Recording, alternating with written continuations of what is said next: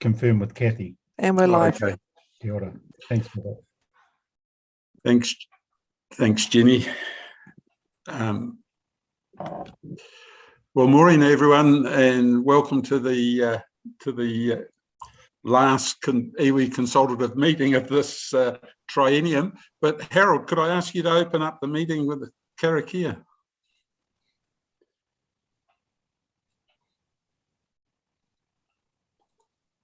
Yeah, certainly, Jim, certainly. A tēnā rā tātou ngā kanihi ora ko hui mai nei tēnei rā. He mihi kaurā ki a tātou katoa. Ka taia a kanihi mai ki pēnā ki tēnei huiunga o te kaunihero o Waipā. Hei tīmatanga ake mō tātou, he tuku whakamoemuti ki ai Turungarawa, mōna manaakitanga kurunga ki tātou ki tēnei rā. Nā reire makari ki tātou. Raro iho te ingo te matuti tamata wairu tapu ngā mihi rapono. Tēnei rā mātua ngā mahutanga ki o koutou. Tuku whakamoemuti ki runga ki te kītō koutou arohanoa. Ki piki te ora, piki te kaha, piki te māramatanga ki runga ki tēnā o tātou ko te ea tīnana mai ki tēnei huhiunga o tātou i tēnei rā. Ki uhi mai tō koutou korowai tapu ki runga ki tātou katoa, i roto o tō tātou pituputu kōrero mō tēnei rā. I nā te rā tēnei kia koe rau te ingo tātama i hukaraiti. Aine aka tonu. Amen. Kia ra tāpua. Kia ora, Harold. Thank you for that. And look, once again, a really warm welcome to this meeting. I've got another meeting early this afternoon, so not trying to cut the discussion short by any means, but if I could get away sort of shortly after midday would be great. But maybe we'll be finished before then. But we'll start the meeting as usual with the apologies, and I only have one that I'm aware of so far is Graham Webber. But were there any other apologies? Not as far as we've been told. No, Okay. Jim. I can't see anything around the table. Sorry, Jim, I had one from Barney Manaia. It's Waikato Tainui. Thanks, Bill. Okay, if there's no other apologies, I'll ask for a mover and seconder for those apologies. Liz and Harold, all those in favour, just wave your hands, probably easiest. I don't see anyone disagreeing, so that's carried. Item 2, is there any disclosures of members' interest? And I don't see any around the screen, so we can move on from that. Were there any late items? Gayleen. No, I don't have a late item, but I note that Hazel was not in the forum. She's just going to be late, I think. Okay. All right. Thanks for that, Gayleen. Item 4 is confirmation of the order of the meeting, and I haven't had anyone want to change that at all, but if there is, everyone happy? So can I have a mover and seconder to confirm the order of the meeting? Andrew, and I'll second from the chair. All those in favour? Aye. Contrary? Carried. Then we're on to the confirmation of the minutes of the meeting of the 1st of June. Can I have a mover and seconder to receive those minutes? Moved Gayleen and seconded Harold. All those in favour? Contrary? Carried. So just going quickly through those minutes. Was there any issues that anyone picked up that are not covered in the agenda for today or need to be corrected? So if we just quickly, Jim, just item 6, which is the Ngāwi Tōpu. There were 2 things in there, and both of them have not been addressed. I've got sorry. Yep. So I had a couple of comments on those to bring back to the meeting this morning. So Gary, are those issues going to be covered in the meeting? No, I was going to pick them up in the Ngāwi Tōpū Chairman's Forum, but I'm happy to address them now. Oh no, it's all good. In the forum will be fine, thanks. Is that okay? Yes, definitely. So moving on from that item, we're on the page 3 of the minutes now. 4 and 5. So everyone's happy that they're a true and correct record, and we can pick up those issues, Gayleen, probably in the next item. So just a mover and seconder that they're a true and correct record. Councillor Gower, Marcus moved and seconded. Gayleen, all those in favour? Contrary? Carried. Thanks, Gayleen. And now your verbal report, and Gary's obviously got some comment as well. Can we address from you first, Gary? Yeah, sure. Thanks, Kayleen, or Morena Tato. So the couple of things that were outstanding from the last meeting. First of all, Dominic raised the issue of a potential portal for resource consents. So I've investigated that with our IT and business excellence departments. I think there's a good opportunity there that we might be able to do something. I'll have to put together a business case and I guess line out exactly what functionality would be in that portal. So I'll commence that work over the next 3 months and get it into our system. So I might just need to check in with you, Dominic, just to make sure we get the functionality right, if that's okay. So put that business case together. It wouldn't fit into this financial year's program, but we're hoping that if business case is accepted and everything, that we could go through to the next financial year. So I'll action that. The second one, I think Dominic also raised around the Te Kauamoanga and the level of protection there versus other sites. I've had a conversation with Fiona Hill, who put together the original plan, and this would have been stepping back about 12 years ago. So she put in place the cultural landscapes areas, etc. She did note that was kind of, things have changed quite a bit over 12 years. What was leading edge sort of stuff now is might be due for some more update. But she couldn't remember specifically anything about Kauamoanga, but she did say that the cultural landscape sites were, especially where they were, we're very aware that there might be ko iwi in there. So there, where people might be buried in there, that was a trigger for that. Also, so I guess the real question is, how do you achieve that sort of level of protection? There is still not a, the cultural landscape sites in and of themselves don't give all that much further protection. There's a lot of reliance on consultation with landowners, etc. as well. The Pirongia and Kakepuku Maunga also have significant landscape overlays on them, which give them even more protection. But I guess we do have a sites of significance plan change on the books. It is a bit further down the track, and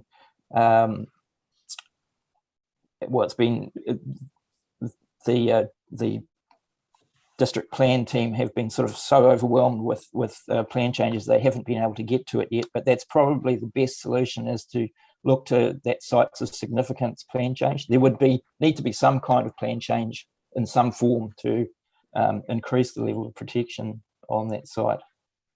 But that's kind of the best I can offer at the moment. Thanks, Gary. Was there any questions to Gary on that?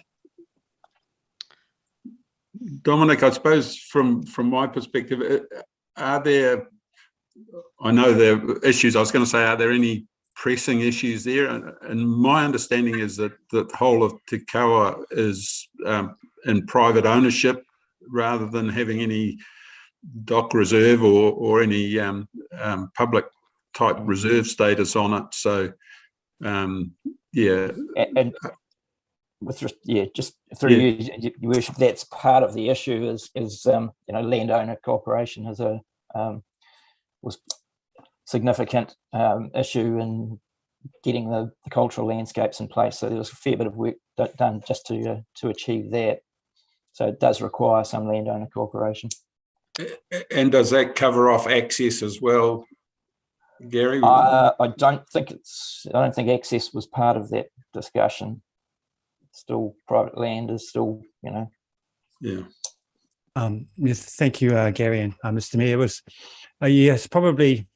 Well, we know that some of the resource, the structure that's been built there has already been approved. So there were a couple of objectives we were looking at this, and the first one was to identify how it came about that Te Kaua had a different status. So thank you for that, Gary. And the second one was to see if we wanted to change that in the future, if we wanted to be able to increase that, how would we go about doing that? And it would also be an example for Ngā Iwi Tōpua Waipa, if we find other areas that are in the lower category or the lesser category, then this would be a process we could follow to get those raised, elevated to the same level. So I guess we're sort of the guinea pig, and to see how we go about doing this. So no, nothing pressing at the moment because it's already going ahead, but I'd still like to, so thank you, Gary. I'd still like to stay on top of this so that we can set the precedent if we need to do this in future. Yeah. Thanks. As I said, I think that sites of significance plan change is probably the vehicle, but we just, I know Tony Quickfall is on later, but he's on the line at the moment, but I know they are under a lot of pressure with other plan change work, so it is a bit further down the line. Gary. Galen, back over to you. So the issues around Te Kaua was raised because an applicant wanted to build a house there. And so I had a communication from a planner requesting the same, about discussing with Iwi to build the house on where he wanted to. I replied to him that the Iwi did not support the application, and he has not come back with anything as of yet. Otherwise, what else have we been doing? So now Ritopi continues to work with council staff where required. Hazel and Hope, I continue to work on the reserves naming. All members have continued to work on resource consent applications, and we continue to have relationships with the owners and their properties. We met with James Petu, Papakoinga Opinion Change 23. We look forward to working with council in that space. And myself, Bill and Poto, continue to work in the Ahuaki space. The only other thing that I wanted to raise is that another thing that Dominic was doing was around an administration role. So I've requested, I didn't think it was a huge thing, but it's becoming one. Just an average number of applications that Ngāi Tōpū have processed in the last 3 years, but seems to be difficult to get that reply from council. So could anybody assist in that? I'll follow that up. Jamie, I'm happy to follow that up. And Dominic might want to talk a little bit more about what we were doing in that space too. Yeah, thank you, Galen. Yes, so what I'm looking to do is provide. When I first started my career, I was a resource planner, so my job was to advise the business on how much staff they needed at various times of the year, various times of the day, and so forth.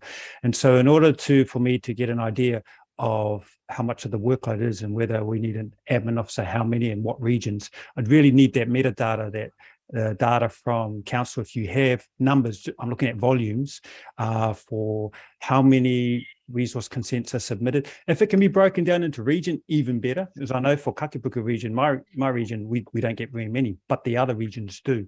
So the more data I get in terms of volumes, the better I can predict how much staff we're going to need to be able to handle these things. In terms of how long it takes us to process it, so we've been doing that analysis here to see how many hands it goes through and so forth. So that's on our side. But if I can just get those volumes, because we haven't got an accurate capture of it, that would be great. So Gary, I might flick you an email offline, and we'll touch base. Thanks, Dominic. That'd be great. Thank you. Thanks, Dominic. So Gary, can you just try and make sure that we get that information? Obviously, it's critical to work out what resources are needed. Will do. Okay. Anything else, Galen? Other than that, Jim, if anybody else in the Ngāi Tōpi Forum has anything they would like to raise, please do. No, I don't see any. Oh, Dominic. Dominic. Just one thing for me. I wanted to thank the Waipa District Council in terms of the way you've managed the cemetery concepts plan. I've been involved in that from the start, and what I saw was the council coming to Maori, to mana whenua, right at the start of the project. One of the things that I've learnt over the 8 months that I've been here is that sometimes, not just with this, but with all things, governing bodies come to us and they've already got everything set in place, and they would come to us at the end and say, well, what do you think? So I want to mihi to the council for actually coming to us right at the start, and I could actually be involved in those conversations. I think it's a great indicator of what a partnership model looks like, and I want to thank you all for doing that. Thank you. Thanks, Dominic, and hopefully it's an example of things to come. we get it right. Bill, I see you've got your hand up. Kia ora, Jim. Kia ora, Harold. Karakia. I guess it ties in a little bit with the Galen's report in the last item, and it might be just that I'm a little bit slow this morning starting off. I understood Gary was saying that there are some priorities around the need. Oh, am I muted? No, you're fine. There are some priorities around about the work that staff are doing at present, and the rule change, the plan change scenario might be held up in that log of work to be completed. I did wonder if there was some sense about when this issue, because the Te Kawa's been on this agenda for some time now, when the plan change might get into the work schedule, and if that's not readily available, I'm wondering whether we might get a report as to when it might come into the work schedule, because there are some others there, like the Papakainga, that we've just managed to move and place some resources and a personnel into. So I'm aware of that, but yeah, I just wanted to know whether there was a time frame we could expect to have a response and not just have it at ICC meeting after ICC meeting. Thanks, Bill. Not sure whether Tony, I see, is it on at the meeting, whether he can comment now, or whether we might have to pick that up offline or out of the meeting, Bill, to come up with a time table.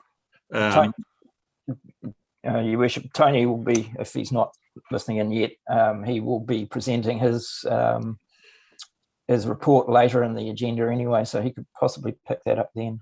Yeah, well, he's there now. Tony, have you got any idea and timing? It's probably hard to put you on the spot here, but obviously if this comes forward, something else gets pushed out, so you might need some time to look at that. But can you give an indication at least when we could have an idea of timeframes for the plan changes? So which plan changes? Apologies, I was half listening and while multitasking. We do have a plan. So you go. The sites of significance plan change that I think you had was sort of pushed towards the end of your list of current plan changes. So at the moment, that's correct. So at the moment, we don't have a time frame for the sites of significance. I know that Julie Hanson, I think she might have been working with you, Dominic, earlier on. So Julie left some time ago. We're rebuilding the team. We don't have a team leader at the moment. And just simply our capacity to get through the current workload that we've got, which includes Papakainga, which is on our work program. We've decided that anything else at the moment we just can't service. So we don't actually have a time frame. It's still on the program, but we don't have a time frame yet.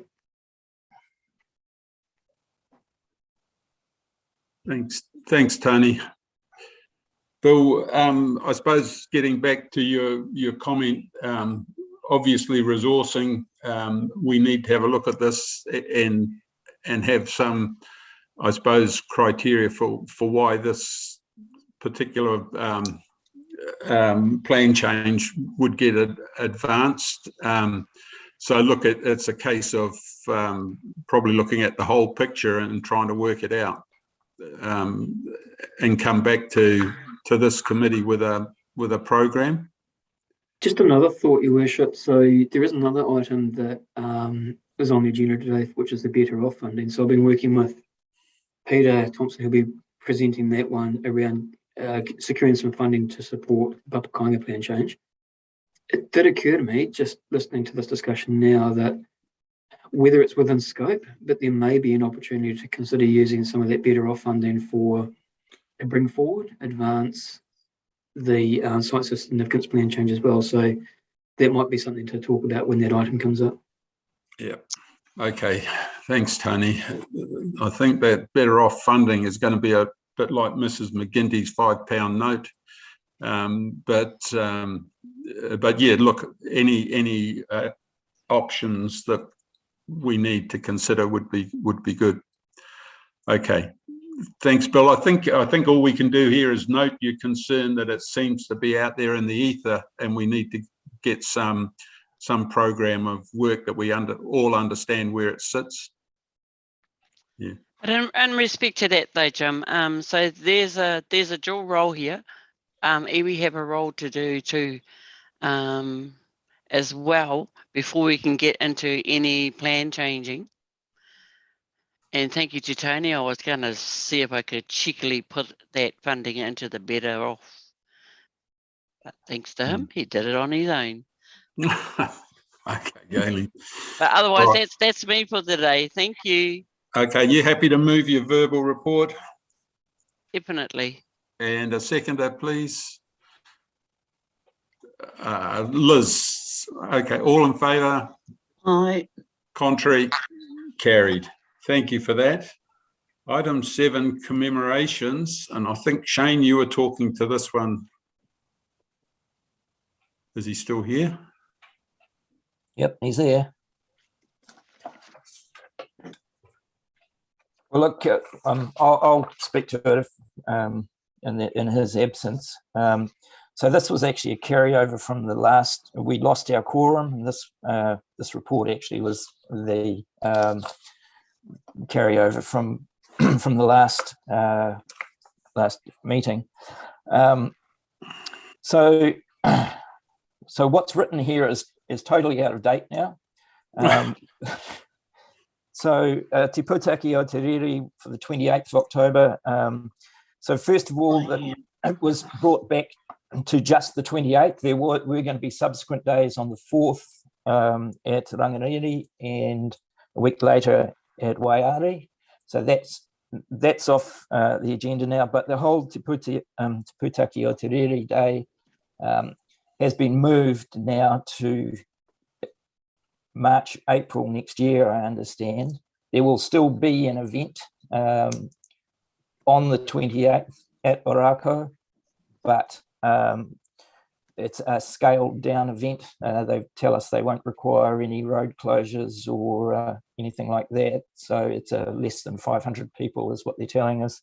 So it seems to be all being done from Wellington at the moment. So things keep changing along the way. But we just heard on Monday that they have shifted the major Te Pūtake Aotearoa commemoration to be early next year. We don't have any dates on that yet. Okay, thanks, Gary. So I suppose if anyone hears anything different, we just need to keep everybody in the loop on this one. So Jim, Iwi have continued to work with the government around the land wars. So Raukawa has just had a consultation round with its people in that space. So yes, I agree. Let's wait for the whatever happens. Okay, thanks, Galen. So can I just have a mover and second to receive that report then from Shane? Unless there's any other discussion, Andrew and Bill, all those in favour? Contrary, carried. Thank you for that. And we're now on to item 8, the Better Off funding. Who's taking the lead? I'll take Gary? the lead. Take the lead on that one, Your Worship. So Peter Thompson, Peter's online as well, so he'll g'day, Peter. talk to Dita. But look, I think we can probably take majority of it as read, because I think most of the people were online. We were at an Iwi Tōpū meeting on Monday where this was discussed, but just briefly, there is a $2 billion fund, $500 million first tranche, and Waipa's share of that is 5.24 million. Look, we discussed at Iwi Tōpū that council had put together 7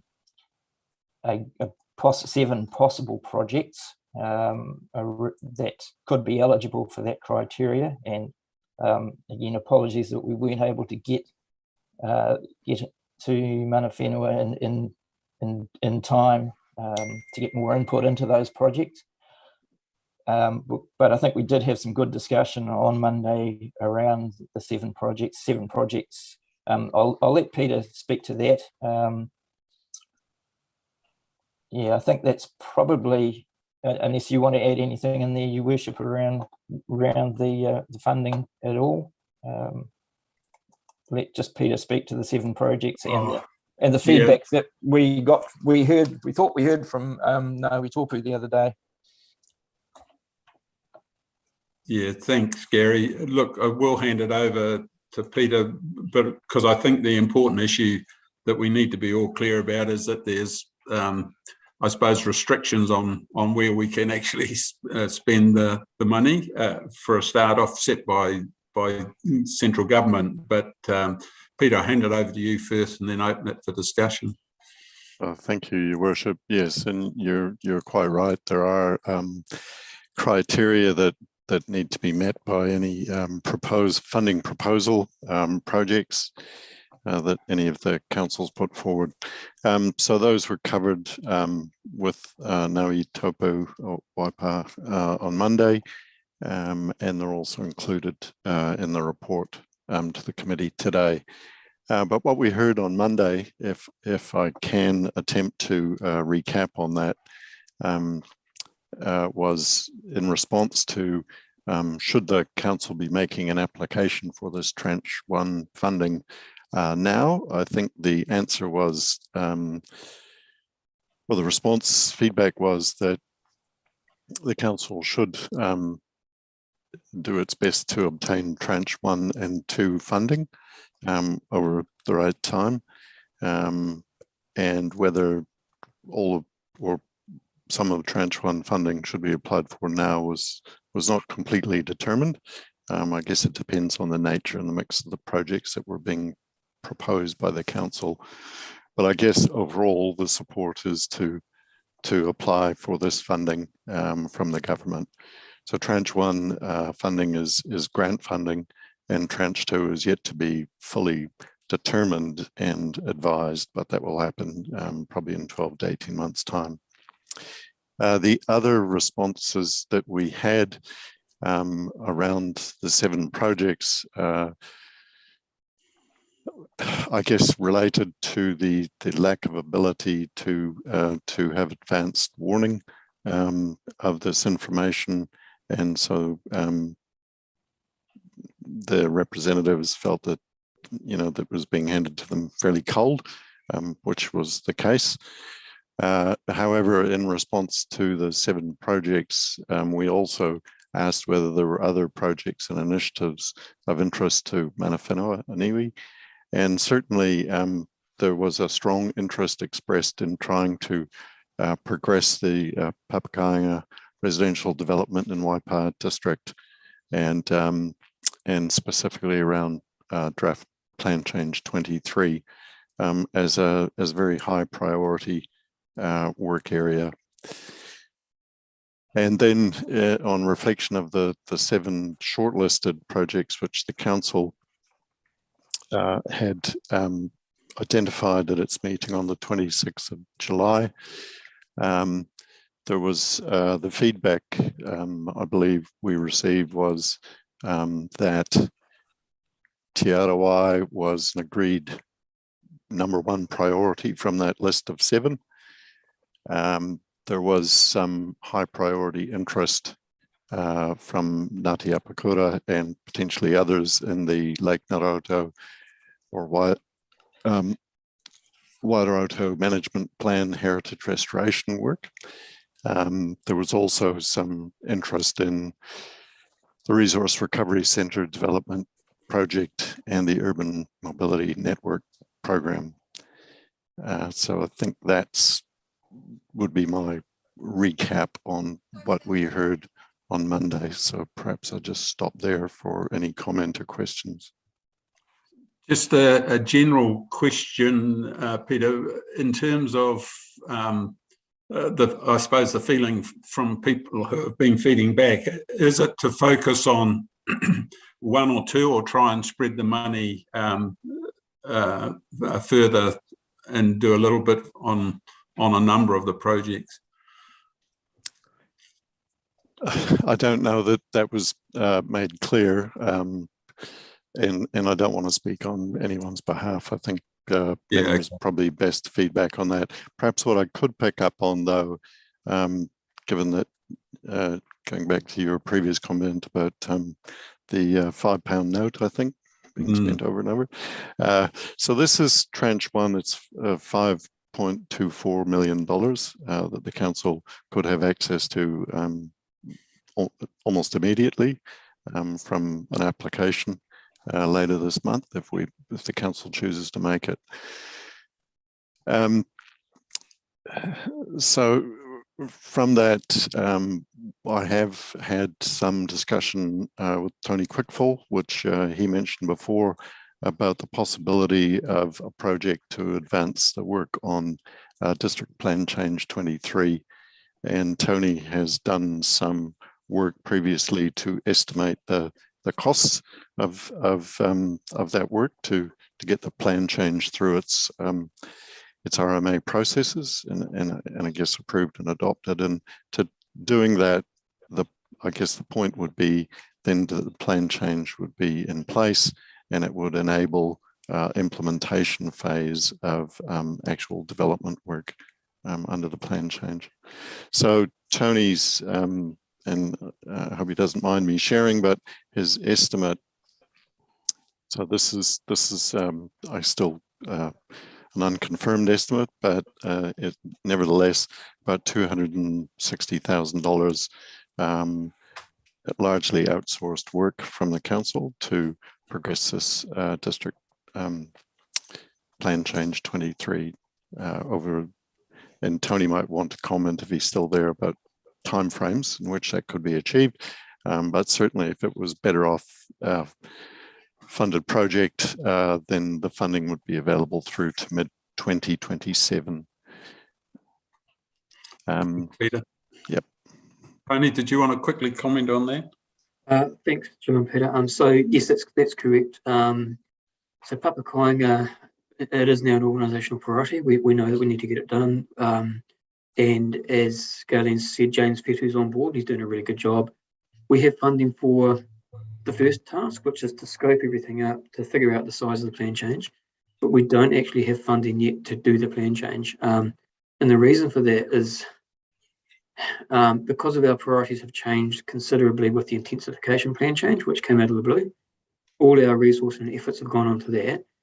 And the funding that we had for some of the other plan changes, we expect to sort of be taken up by some of that as well. So the short answer is we don't have funding to complete the plan change. And this seems like a really good opportunity if we could tap into some of this money to commit to plan change 23 Papakoinga.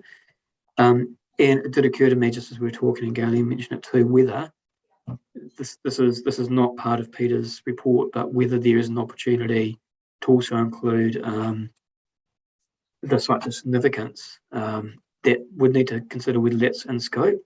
But if we had that opportunity, I'd recommend putting that in as well if we can. Thank you. Thanks, Tony.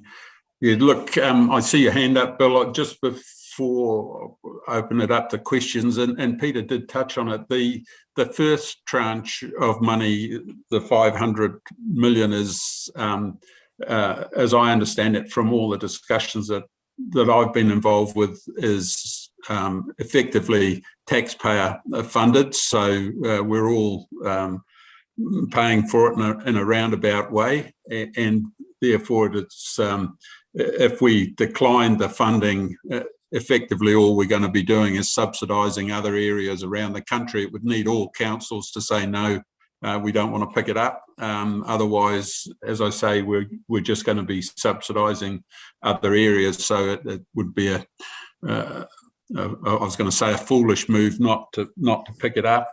The second tranche of money, predominantly, as I understand it at the moment, is to be funded by the new entities because it kicks in after the new entities are established. So the effect of picking up that money will mean that the costs just go on to our water charges that everybody will be paying. And again, I would suggest if all of the local government areas clubbed together and said, no, we're not going to accept that money, it would mean a lower water charge. But if some were to accept it, it would be exactly the same position where if we refused it, then we would just be cross-subsidising other areas. So it's a decision that's got to be made later on. But whatever happens, the consumers will end up paying for it somewhere along the line. But anyway, Bill, you had a question or comment. Kia ora, Jim. I gave a report to Iwi Tōpu, but I think that with the councillors here and other iwi here, I did want to repeat, and I hope it's acceptable, the fact that there weren't, as I understand it, kānohi rep at any kānohi rep at the council where these 7 were chosen, and where the discussion occurred about whether the council should uplift the money or not. So I am, however, pleased to see that it is going to the service delivery team on the 20th, and I'm the kānohi rep on that service delivery team. But it was, just if I might just point out that it would have been good to have mana whenua in when these 7 were being discussed. I know I've heard the report that they are in the long-term plan, but not being at the table on the day, I thought was, can I say, an oversight. And it appears that it is being corrected with it now being put in front of the service delivery on the 20th. So with that having been said, because that's my kānohi hat that I'm wearing there, I just didn't want for us to be asked questions about why it is that we may or may not have been part of the decision making on the 7. The other point is that at Iwi Tōpu we did ask about Papakainga being placed as a higher priority because it isn't in the 7, although it is one of the 3 key factors in terms of this funding. Housing certainly, I mean, is a key factor in terms of this this funding.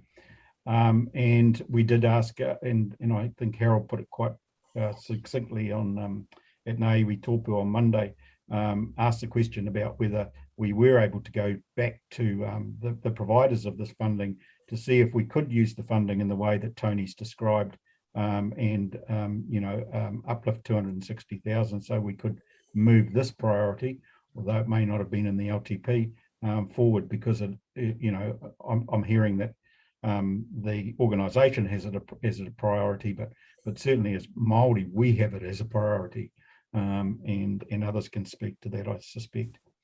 So yeah, if we can push that 260,000 be gained from somewhere else to move along the Papakainga suggestions, the rule change for the Papakainga suggestions, then I think that everybody that is Maori on this Zui would be supportive of that. Thanks, Bill. Galen. Okay, we'll make this short. And so Papakainga has been on the list for probably as long as I've been on any list. It meets the government's housing shortage. So I don't think there's a discussion about whether it's on a list or not, because it is. It's just when. But one of the things that I was discussing with the planner was around some of the tranche money being utilised in pathways, lighting, and stormwater in Papakainga, because that does meet some of the criteria for the better off, and that we might be able to do some of that in that space as well. Thanks, Galen. Peter, have you got any comments on that particular one? I think my comment would be that, at least to my knowledge at this stage, that's probably an idea which fits better with Tranche 2 funding purely because of the timing. So unless there is a business case which can be developed around that infrastructure work, if you like, around Papakainga, then it will be difficult to try and make this part of the Tranche 1 application funding proposal by the end of this month. So what does seem achievable by the end of this month, in my view, would be to include the project to complete DPC 23, so the 260,000 notional budget that Tony and I have mentioned, to get that work done, and then it would be then over to the council to think in terms of Tranche 2 funding other projects, such as Galen suggesting being put forward at that stage, which is probably in sometime early in 2024. Thanks, so I think Peter. that's the best advice I can give. So Jim, in saying that, so if there was anything that Ngāi Tōpu would be pushing, it would be around infrastructure or Papakainga. Yeah. And the better off funding. Yeah, thanks, Galen. I think that we've got the message, and sorting out their housing problem, whether it be Papakainga or anything else, has got to be one of the key issues facing the whole country at the moment. So, look, anything we can do there, I think you would probably get council support without speaking for them, without having that meeting, and just reflecting back on Bill's comments. Look, this whole process has been rushed as usual at the moment from central government. Staff have pulled the issues or the items out of our long-term plan that comply with the criteria that has been set by government, and council haven't actually determined anything as yet, Bill. So keeping everybody informed as much as we can is always challenging, but look, there's been no decision made which of those projects or if any of them are going to be funded out of that package. So yeah, look, it's we need to keep talking and keep the lines of communications open, because we have to move quite quickly on this one. Harold, you've got your hand up.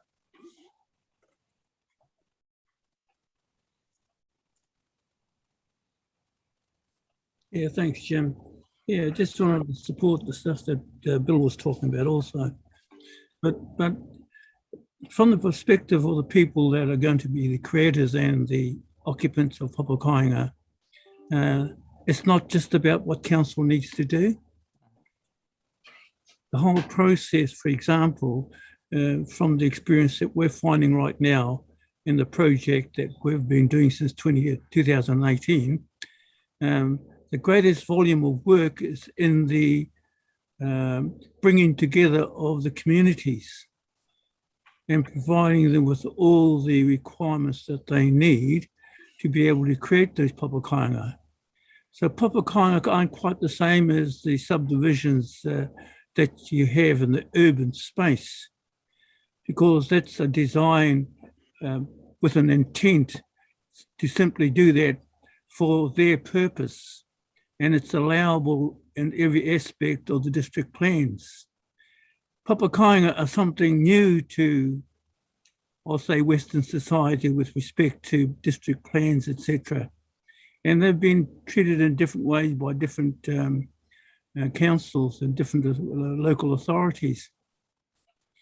However, all the Waipapi Māori are interested in is their council in their land. You won't find Papa Kāinga on general land. And that's something that no one's recognising in this whole process of creating a plan change for Papa Kāinga. Because our intention is not to provide for every person in the country to have Papa Kāinga. Our intention is to provide homes for our children who are living in vans out in the street at the moment. And they're not there by choice, they're there because we all know that it's almost impossible, not only for Māori, but everyone else, to get into an occupation of a home. So Papa Kāinga to us, as mana whenua, is a better use of our land rather than fattening stock on it. And it has a longer term advantage to our society here in Waipa if we do that. Because by providing those opportunities, those accommodation opportunities for our whānau when they come home, we're not going to be adding to your social problems within Waipa. So I think it's a win-win situation for all of us. And I'll say that to give some cultural context to what we are trying to deal with here. So at the moment, we have this bit of funding that's available. And all we're saying is that we think Papa Kāinga should be a high priority on that list. The fact that you don't have right now any plan before you is because no one ever knew about this. And even if we'd have known, would have done something about it. At least you would have had something before you right now. Unfortunately, we're a bunch of people out there in the community. We're not organisations like council is, for example, and other organisations that do that sort of thing.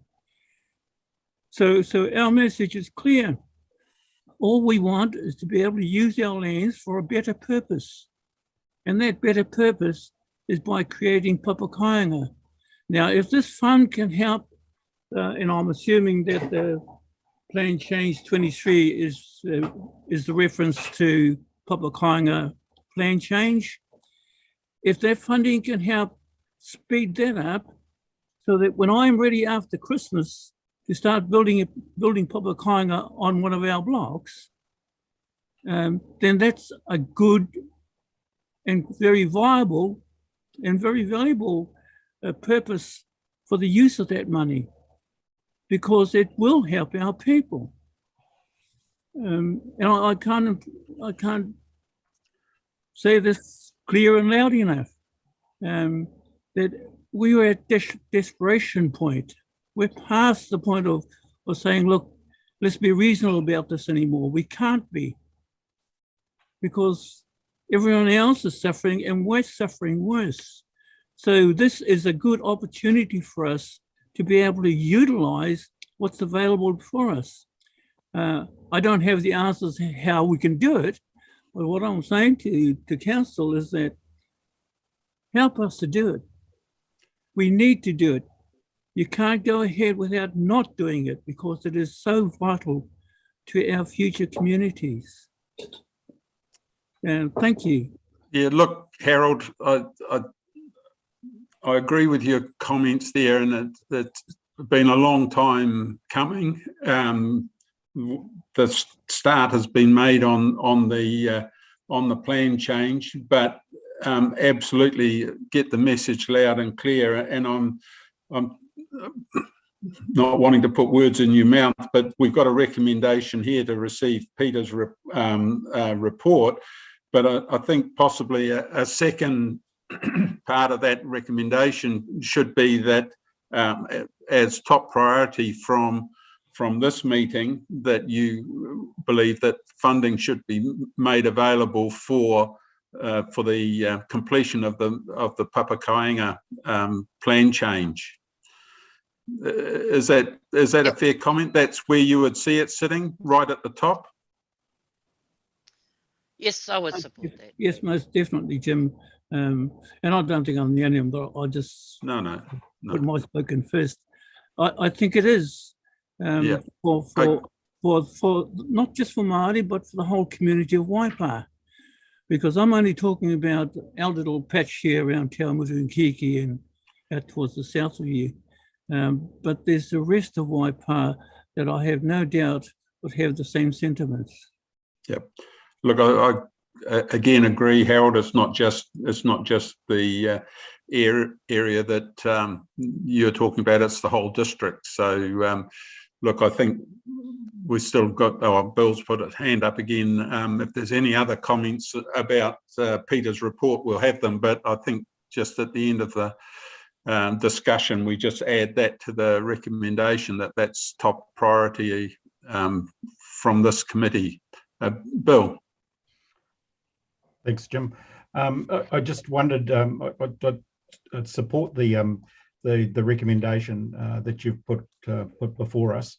I just I wanted to get a bit of a sense from Tony before that's actually passed, whether spending that 260,000 right now would bring us into the tranche 1, or is it the proposal that this be in tranche 2, because there are different timeframes there. And I was listening to the time frame Harold has in his head. So is it proposed that that the 260,000 be in as part of the tranche 1, and therefore offer some more immediacy to this particular project?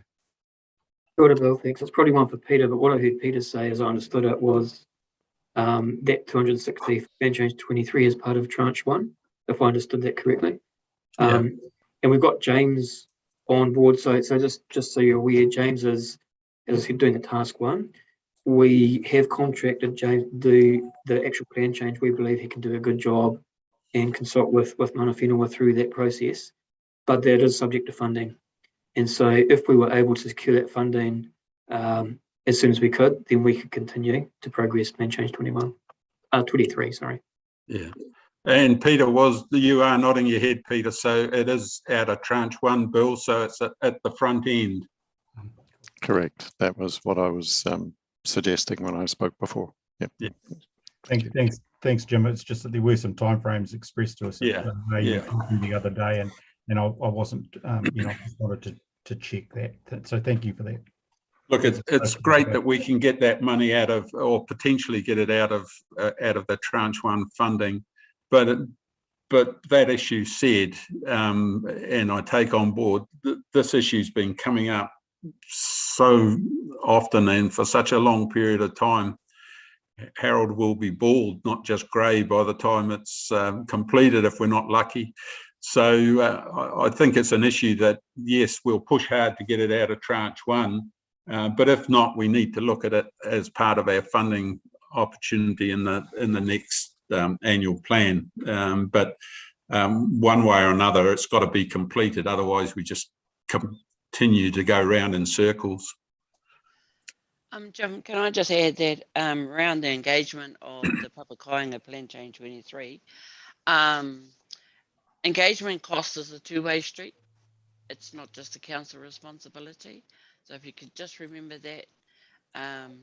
Iwi have a responsibility in consultation as well as costs. Yep. Thanks, Galen. Just to confirm, Your Worship, we have factored in some funding for mana whenua engagement. So we've made a guess at that, but just to reassure you, there is some funding as part of that money that's in there. Okay, thanks, Tony. I'm happy to move or second your recommendation. Thanks, Bill. Well, you could move, and Harold, I've no doubt, would be wanting to second it. So can we, from Jenny, can you just record that that the funding for Plan Change 23, was it, Tony? Yeah, be top priority from the tranche one funding? Your Worship, the governance team have actually prepared a revised wording, which is that the Iwi Consultative Committee requests that funding for Papakainga Plan Change 23 should be a top priority, and we've for tranche one better off funding. Thanks, Kirsty. That's better than I put it. So is Bill and Harold, you're happy with that? Your Worship, just before you do, yep. I was just going to say there were some priorities expressed for within the 7 projects as well, with Te Arawai being the top of those. Just I don't know whether it needs a resolution, but just want to make sure that we capture that to pass on to council. Yes, please. Yep. So in terms of those recommendations, because we've had public feedback and I haven't seen the detailed responses, but have they come back in line with the recommendations 1 through to 7, Peter? Is that? Yes, they have. That information is being shared. Of course, there'll be a council workshop next week, and then more formally at the Service Delivery Committee meeting on the 20th of September. But it's certainly the results from the community survey showed Te Arawai as being one of the leading projects in terms of public support. Thanks, Peter. So through you, Your Worship. So as Peter mentioned earlier, and members of this committee have referenced the feedback from Ngā Iwi Tōpua Waipa that was provided on Monday, and there were three projects specifically that were highlighted. Te Arawai being #1 priority, as well as the Resource Recovery Centre and the Urban Mobility Programme, and Lake Naroto Wairoto being highlighted as priority projects. So my understanding, Peter, is that you will be feeding that back to elected members through that workshop session and formal reporting. But if there was specific feedback from the Iwi Consultative Committee, such as we've just heard in respect of Plan Change 23, and that was also raised at Ngā Iwi Tōpua Waipa, my apologies, then that should be captured here as feedback from this committee. Yep. So, Bill, have you got your hand up again, or is it just you haven't taken it down? I haven't taken it down. Sorry. Okay. And Galen, you wanting to speak, or are you waiting? No, yeah, I do. That's 2 things we've got through council today. That's just a miracle in itself. But I just wanted to make a comment. Thank you very much, Tony, for the clarity around the funding. However, I was commenting on this, that we don't need a handout, we just need a hand up from council. All right, thank you. Thanks, Galen. So in in accepting Peter's report, we are in general accord with that list of projects, other than just wanting plan change 23 at the top. That's where we're sitting. All right. So had a mover and seconder with Bill and Harold. All those in favour? Contrary? Carried. Thank you for that. Item 9, Maori representation. I think, Gary, you were handling this one. Thanks, Your Worship. Yeah, just as this is the last meeting of the triennium, what generally happens is the outgoing council leaves recommendations for the incoming council. And just noting, I guess there are some differences this time. There will be a Maori ward and Maori ward representative on the next council. And I just wanted to, I guess, make sure that for the Iwi Consultative Committee that we get the structure of that right. So first, I guess there are a couple of issues there, and I've listed them in the report. I guess, first of all, we've never made Te Kanohi members members of the Iwi Consultative Committee, and I just want to check if that is something the committee would want to do. Within that, there's, I guess, a question about whether Te Kanohi members will be positions will be retained for the next council. So I guess a couple of recommendations there would be helpful, and I'm assuming they will be no-brainers. The second one would be around and whether the Maori ward member, again, I think that's probably a given, but just want to make sure that the committee is, I guess, able to make some recommendations in those areas. And just finally, well, the final 2 points there around the councillor makeup, whether it's still appropriate that committee chairs be that, or should it be opened up to other councillors as well? That might be another point of discussion. And final point just raised around the name, whether Iwi Consultative Committee is still an appropriate name for the committee. Is something we might be able to look at as well.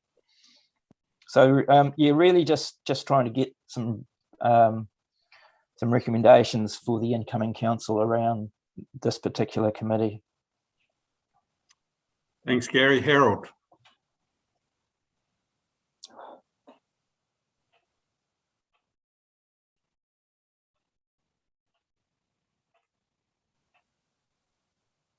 Yes, thank you, Jim.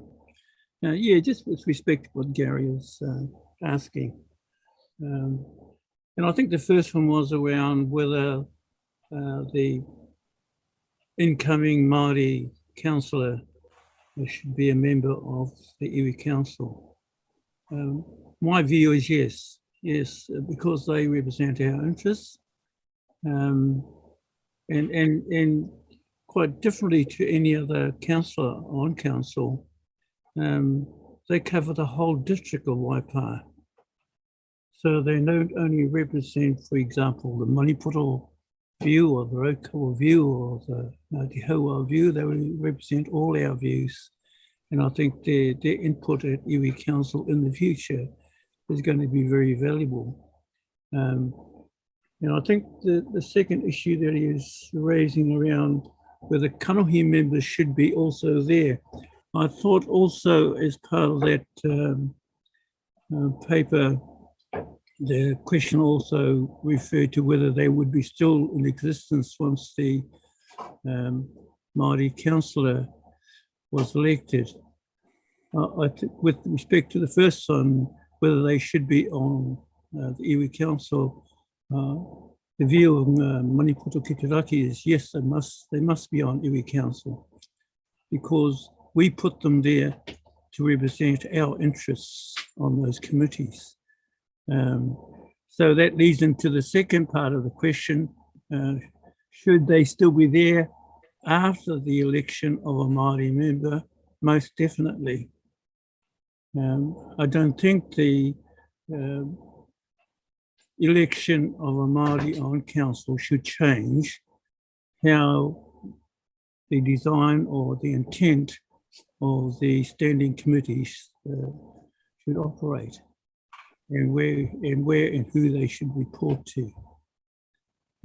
So I just wanted to place that in support of what Gary was asking about, just in those two matters. Thanks, Jim. Thanks, Harold. So look, all of the committees of council, is just a standard procedure, has to be reset every triennium, and it'll be dependent on obviously who's elected from the council. We, as an outgoing council, make recommendations, obviously, but it is over to the new council. I haven't heard anything around the existing table that would suggest that the Tikanohi reps weren't going to be continued. So I would envisage that would be the recommendation going forward. So certainly there's been no negative discussion over that particular issue. Certainly would take on board that the Maori ward member should be part of the committee. So I suppose we get down to the issues really in terms of who we should be recommending going forward, being the council reps. And I suppose we've always considered it that the chairs of the committees have, I suppose, got some additional responsibility, and they were the appropriate people.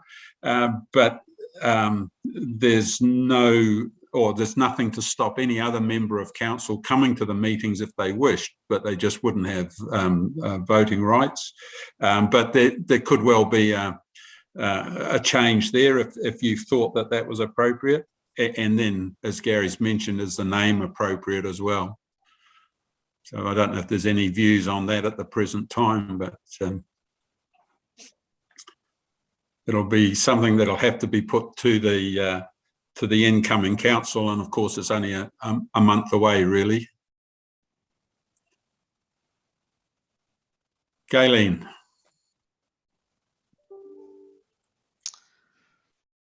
Well, this subject kept me up late last night because I just had to really think hard about it. So the Te Kānohi reps at Iwi Consultative would be awesome, would be absolutely awesome, but it does two things. One, it limits who will apply for those positions because they're really specialised fields. But that can be overcome if the agenda is administered for an ability for them to have an input. The second one, should the ward member become a member of the Iwi Consultative? Definitely.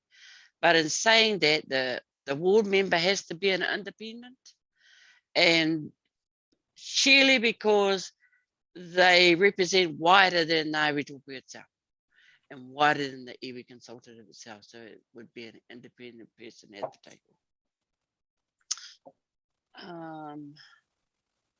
That's probably all that I can say right now, but it's always good to have all those members at the table, but it just has to be administered correctly so that Iwi gets to have a time where they can put their point of view across. The Kānohi can do their points of view, and the same with the ward rep. So it's not the forum that we have now will definitely change. Will definitely change to accommodate those skills that will be around the table. Because not forgetting the iwi representatives also that are around the table. Okay. Through you, Your Worship, I think also just noting that, that we are doing work on that relationship model, and I would expect to see some evolution of the committee over the next triennium anyway. So just note that as well. Yeah, definitely, and I think that we'll get more input from the board, from iwi leaders as well in this forum. So yes, so I would say yes to everything, as long as it's administered correctly, which is probably part of what Dominic is doing. But yeah, those are my opinions. Thank you. Thanks, Galen. So is it a fair reflection of the views that definitely in those bullet points that Gary's put forward a definite support? And is it a case in the third bullet point that the appointment of the council representatives is left to the council to decide rather than a recommendation from this committee? Is that where we're sitting? If we did that, Jim, that would change the history of the Iwi Consultative and Ngāi Tōpua Waipa. Because one of the things that the old people made clear was that those who made decisions in the council were to sit around the Iwi Consultative Committee. Okay. It made that clear at the beginning. So effectively we're supporting all those first three bullet points strongly, that it carries on with the committee chairs as the representatives on the Iwi Consultative Committee? Unless you got somebody higher than you, yes. Thanks, Galen. And no, I suppose, the name is not, and we need to change the name. Sorry. Yeah. Okay. So we can just note that that some work needs to be done on the changing the name, and that can take place over the next 2 or 3 months without any problem. Yes, definitely. Okay. So who's best to come up with the name, Galen? Can we put that back to Ngāi Tōpua? You can put that back to Ngāi Tōpua, because one thing that we do is we have to look at what the structure is going to look like too before we can name it. Okay. So maybe a little bit longer than 2 months, but no, that's fine. Definitely. It's just that when we're setting up the committees at council, we can note that there's going to be a different name. Oh yes, definitely. Okay, thanks for that, Harold. Just a point I want to make about how we established the original Iwi Council. You might remember, you might recall, Jim, way back in the day. The intention of getting, no, I'll rephrase that. We were instructed by those kaumata, those elders of the time, to make sure that when they sat down to talk with council, they only talked with the bosses, the leaders, the authority. And that's how the composition of the Iwi Council with respect to councillors being the chairs of everything, and the mayor and deputy mayor at the top, it was on the basis that our leaders at the time would only speak with the leaders of the other side. And that has proven its worth right over the period, as you might recall, as you well know. But going into the future, I'll go back a step. The reason why they did that, because there were no Māori members on council. Going into the future, we will have a Māori member on council. And they will be our leader. They will be our choice to put on council. Why would we not bring them into this forum when we have these discussions about council? I just place that on the table for people's consideration going forward. I don't expect a decision now. We won't put ourselves into that position at this moment, but I think we need to consider carefully the historic status and creation of this organisation we're sitting in right now, and how we can maintain that kaupapa, that tikanga as we go forward. Thank you. Thanks, Harold. Okay, so look, in terms of, there is the recommendation there from Gary to receive his report, but I think that we should include those recommendations in there as in the resolution or in the recommendation, and just take out I suppose the question is, should Te Kanohi become members? We need to say Te Kanohi should be members, or we recommend that they are members. The same with the Maori ward members, the same in terms of committee chairs, and note that Iwi Tōpō will be looking at recommending a change to the name of the committee. Is that where we're all sitting, Gayleen? Yep. Definitely. Yeah. So look at that. 3 good things today, Gayleen. keep counting. Right. So can I have a mover and seconder along those lines, please? Harold and Gayleen. All those in favour? Contrary? Carried. Oh, nothing like coming to an end of an era to get some things done. We're now on item 10,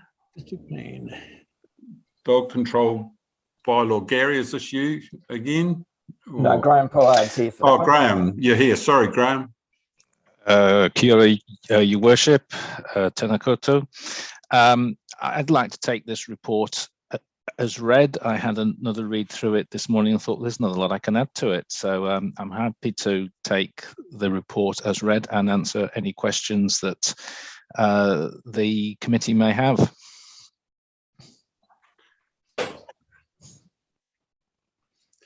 Okay, so look, this is just an update. We've still got to go through the formal process starting early in 2023, when it will be open for formal comments from anybody who wants to make comments. Is that correct? Indeed, the team are starting to work through all the feedback that we've had. We've had plenty of it, and it's been really great to receive so much. They'll be putting together some initial proposals. Our thinking is maybe that we have another webinar in a few weeks' time, invite all those that have provided the feedback to attend that, so we can feedback on that feedback, but also provide a bit of a heads up as to what some of the initial changes to the policy might look like, and we can take that further feedback into the next process with a view to bringing a amended or a new policy and bylaw to the new council, hopefully before the end of the year, but it may just tick over into the beginning of 2023, and thereafter hopefully we're on course for formal consultation, probably February, March, possibly just into April next year. Okay, so look, all I would be suggesting is, once you've pulled all the comments together, well, I was going to say there will be, but I'm hopeful that there'll be some comments regarding I suppose the cultural perspective of dogs, particularly on Kakapuku and other areas. Yeah. And if we could at least get that discussion going with Iwi Tōpō Waipa, and it's not just Kakapuku that we're talking about, but it could be other areas as well. Yep. So that we actually get a bylaw that's going to be acceptable. Yeah. Yeah, we've had some comments from people saying that they can't really comment fully and without understanding what those cultural concerns are. We've not been in a position to answer that. We do want to find a way of how we can help people with their understanding. So there's conversations that we'll need to have offline.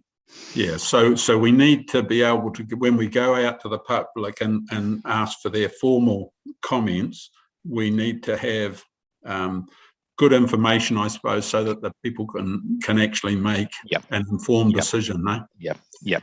Dominic, I see you've got your hand up. Yeah, thank you, Mr. Mayor. You just answered my question because I wanted to know. Hi, Graham. Yeah, I'll go back to what I report to say that it looks like there's going to be another webinar, but I know the question they're going to ask is, well, what are we going to be asked to talk about? So thank you. Yeah, if you've just got some idea of what sort of additional feedback would be required, that'll help us. Yeah, I'm quite happy to meet one-on-one with people and discuss how we can help other people in the community understand what those issues are in whatever form of words are appropriate. Yeah. Thanks, Graham. Harold and then Galen.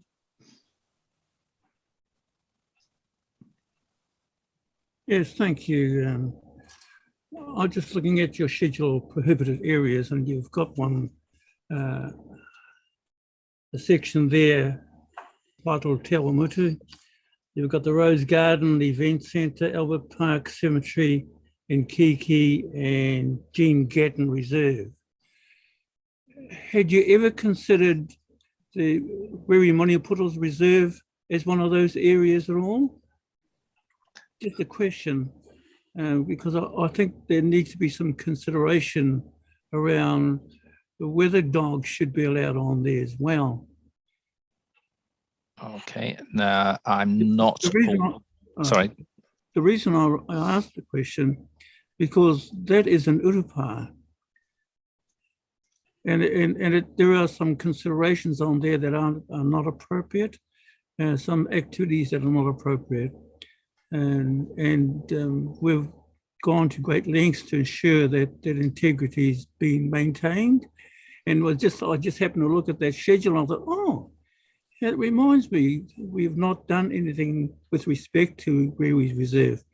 Maybe I'll just leave that in your lap to give some consideration to, if you could. Thank you. Okay, thank you, Harold. I wasn't aware of that one. I'm not sure if it's being considered. Don't recall that one coming up in the feedback. Although we said we've closed the feedback time on the 31st of August. We're still open to ideas coming in. It's not an absolutely critical cut-off date. I will feed your suggestion forward to the animal control and parks teams that are looking at this. Thanks, Graham. Galen. The dogs has to be the last thing on the Ngāi Taupū list. It's been there as long as my arm to the dogs. But, however, in saying that, gosh, I was just going to raise the same thing that Harold did, is around those places of significance to Maori. So what I didn't get, I think, is, was Ngāi Taupū required to put in anything around those spaces? Yes. No, we didn't. Right. We didn't specifically ask you to do that on this occasion, but obviously it's something that it's a conversation we'd like to have as we get into the more formal development of policy ideas. All right, thanks for that. Okay, thanks. Okay, all right. Okay, thanks, Graham. That's just a progress report, so I don't think anything to add. So if I could just have a mover and seconder to receive that. Liz and Harold, all those in favour? Contrary? Carried. Water services updates. Thanks, Graham. Who have we got online for this? Kelsey's on there. Oh, Kelsey. Kia ora. Basically, I'm just taking this as read. If anyone has any questions, please, just sing out. Thanks, Kelsey. Fair amount of work getting done, but were there any comments or questions? There's nothing outstanding from the committee's perspective. Probably not from us. Well, there was, but we won't do it today. Okay. Thank you. All right, if there's no questions on that, can I have a mover and seconder to receive the information then? Yep, Andrew and Gayleen, all those in favour? Aye, contrary, carried. And item 12, the quarterly district growth report. And who's doing that? That's me, Your Worship. Yeah, Tony, thank you. Sorry about that. Yep. That's okay, thanks. So I wasn't intending to go through this report. It's quite a chunky one. This is our regular report for our growth program that we report quarterly. We thought we'd put it on the agenda today, and I'll just highlight a couple of key points that might be of interest to this committee. So the first one is probably just an update on the RMA reforms. So we are expecting the bill to come out at the end of this calendar year and the Act to come out maybe October next year, prior to the general elections, we expect. It is shaping up, and the ministry putting out communications around how it's shaping up, and a key part of that and a big part of that is around Iwi Māori engagement. And I guess what will be different in the reform, and it's been signalled quite clearly, is more opportunity up front in making plans for Iwi Māori to be engaged. We don't know quite what that looks like yet, but that's a very clear signal. And that will be involvement in the first regional plan that we're developing. So if you recall, the proposal is that they take all the regional plans, so that's all the territorial district plans and any regional plans from the regional councils, put them into one unitary plan, one complete unitary plan, and that's a whole new plan that needs to be created. So I guess just signalling the opportunity for increased involvement in that process. We do expect there's going to be quite a big transition through that process.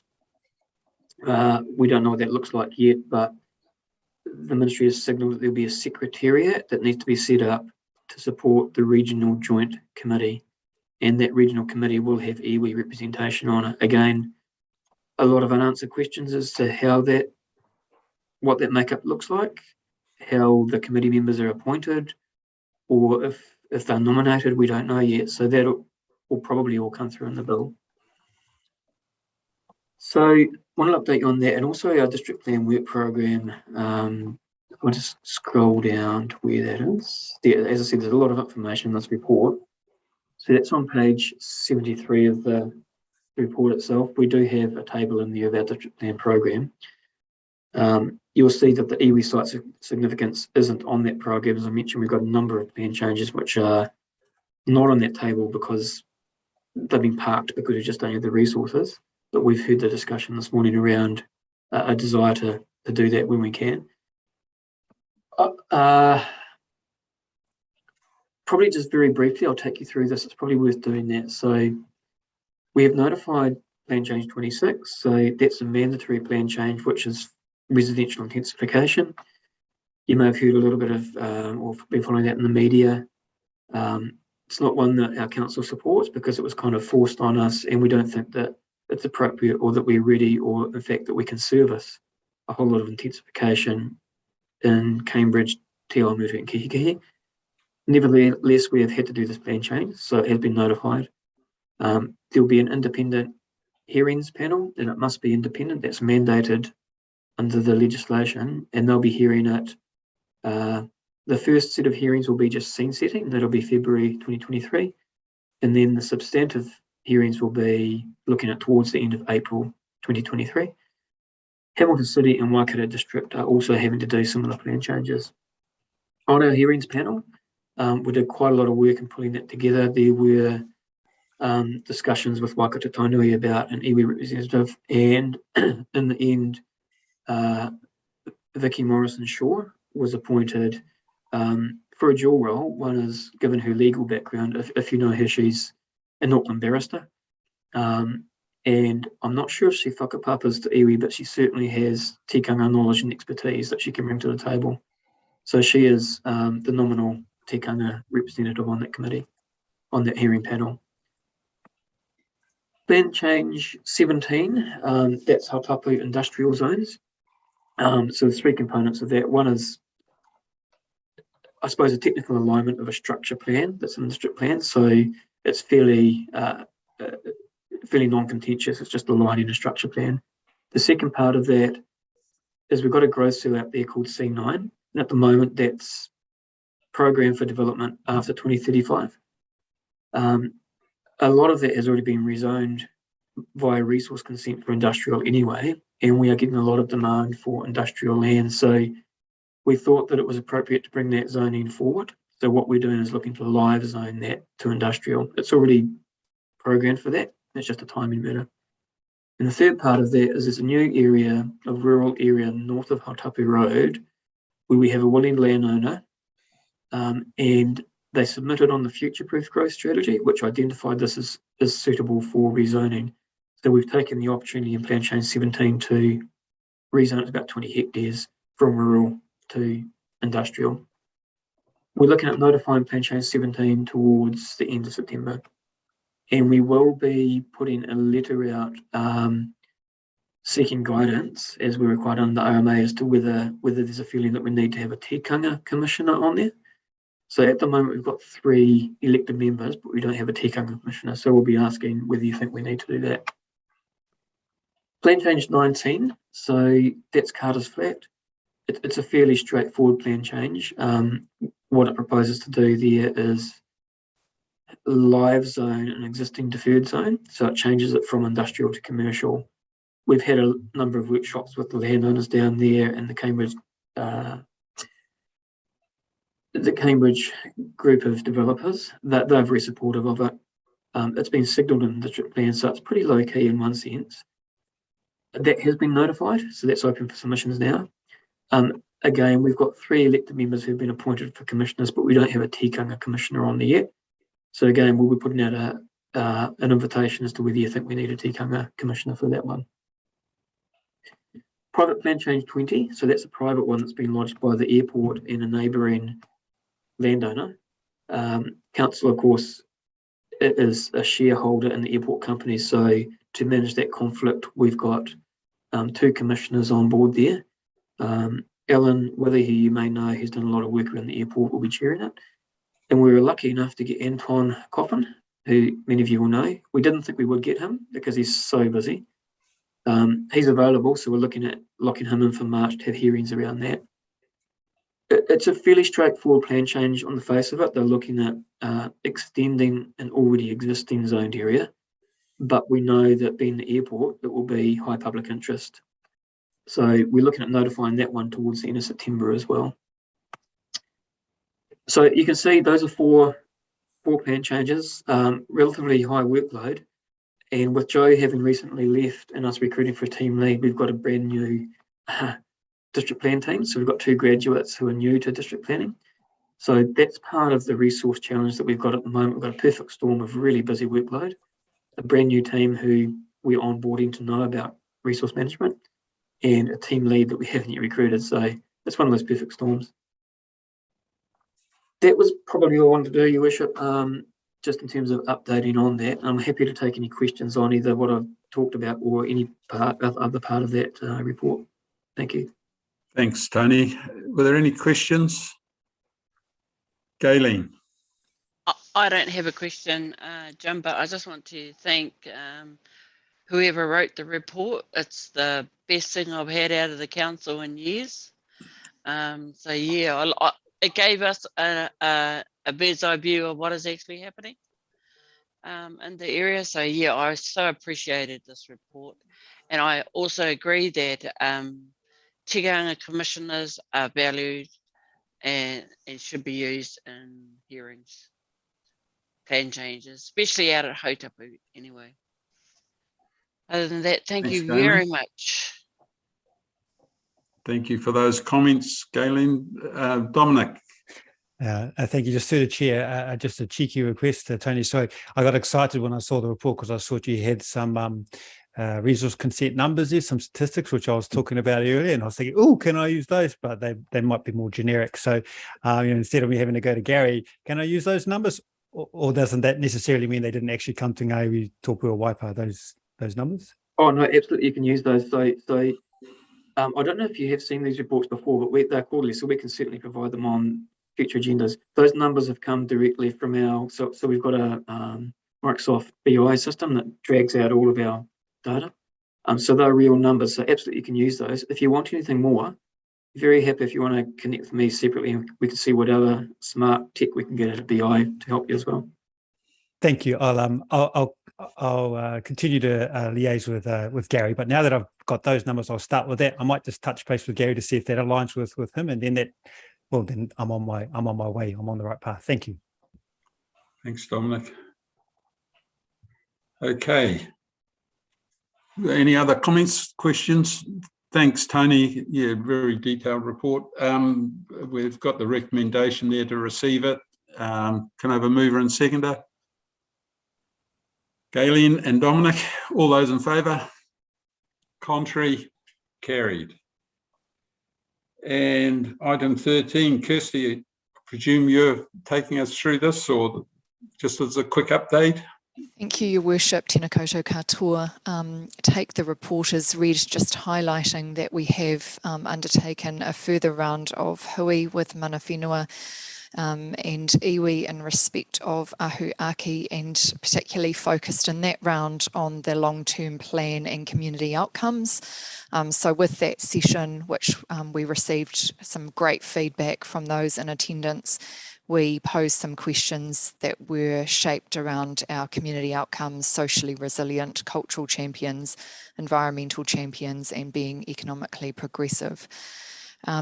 We are moving to a joint partner workshop, which is to be held next week. We're really very much looking forward to that. That will be attended by elected members, representatives from mana whenua on the PCG. So those in attendance today are Galen, Bill and Harold, Portal as well, and representatives from each of the JMA partners. So there will be representatives from Rokawa, Waikato Tainui and Mania Portal. The purpose of the workshop is to agree a preferred scenario, which can then form the basis of a recommendation to the new council post-election, but also, and possibly most importantly, is to build on the relationships that we've been developing through these stages, through the development of ahu aki, and also those current relationships as between Council mana whenua and iwi. I'm happy to respond to any questions, but otherwise really looking forward to that workshop next week. Thanks, Kirsty. Galen? I have a question, Jim, but I just, in light of all the discussions that we've had around papakainga, the second thing that was important to Māori was economic development of the land. And so more than likely that is now going to be the priority of pushing through ahu aki.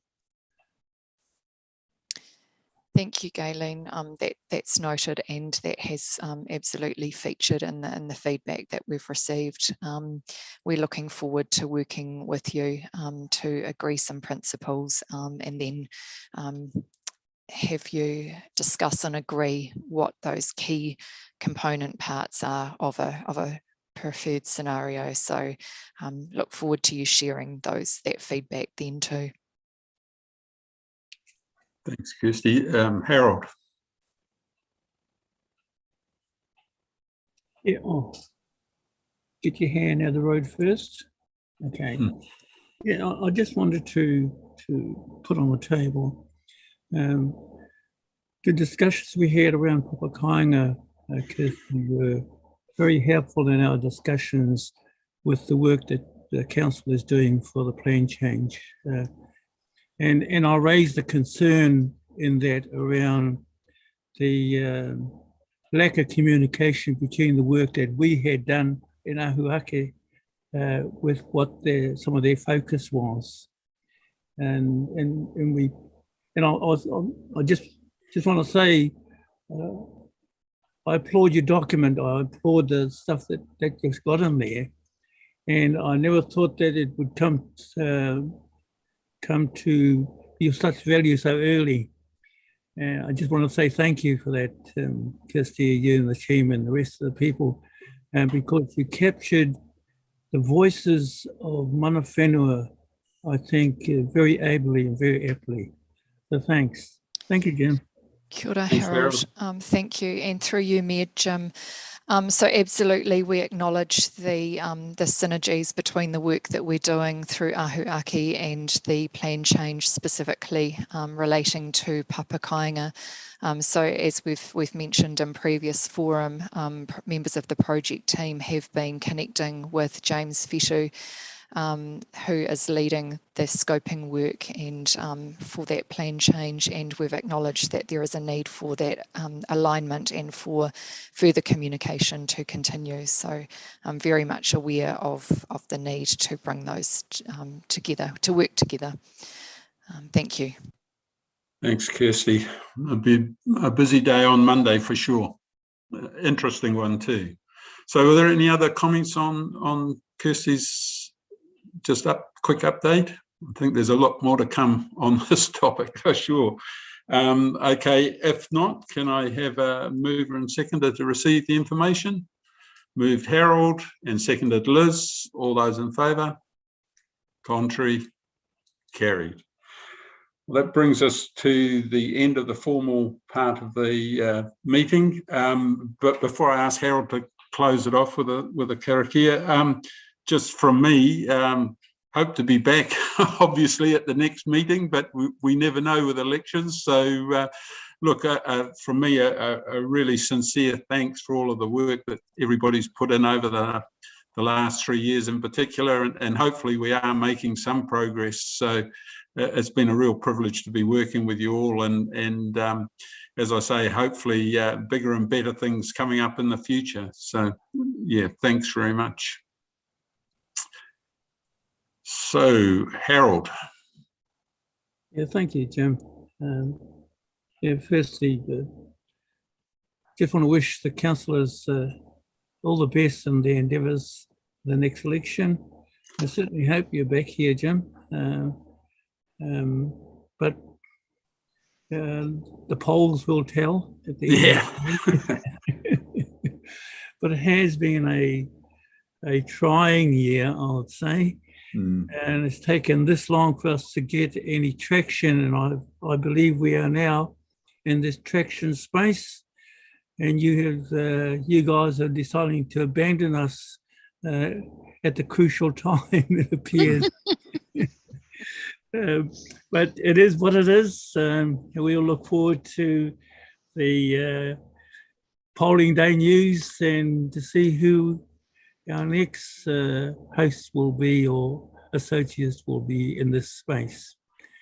So I just want to thank Council for this toiling year's mahi that we've had before us, and the difficulties we've all had to face with respect to the incursions from the great wide world around us and the consequences of that happening. Kia tātou ngā kanohi ora ngā mātua ngā tūpuna, ko hui a kanohi mai tēnei rā. Mō tēnei huinga mutunga o tēnei tau, me mihi.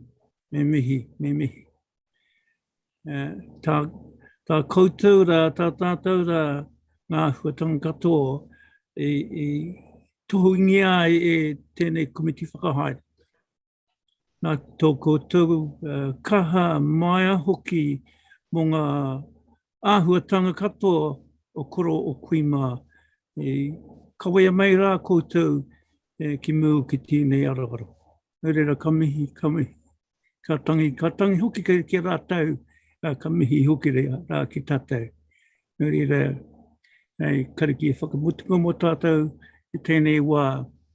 Te tumanako, kia noho orokau mai tātou katoa tainoa ki te wā anō ka kite ana a kanohi a tīnā rā hoki, tetehi ki tetehi i runga tēnei kaupapa. Nō reira, kia ora tātou. Kare kia tātou, kia tau ki tātou katoa, tātou whai tō tātou ariki ihu karaiti.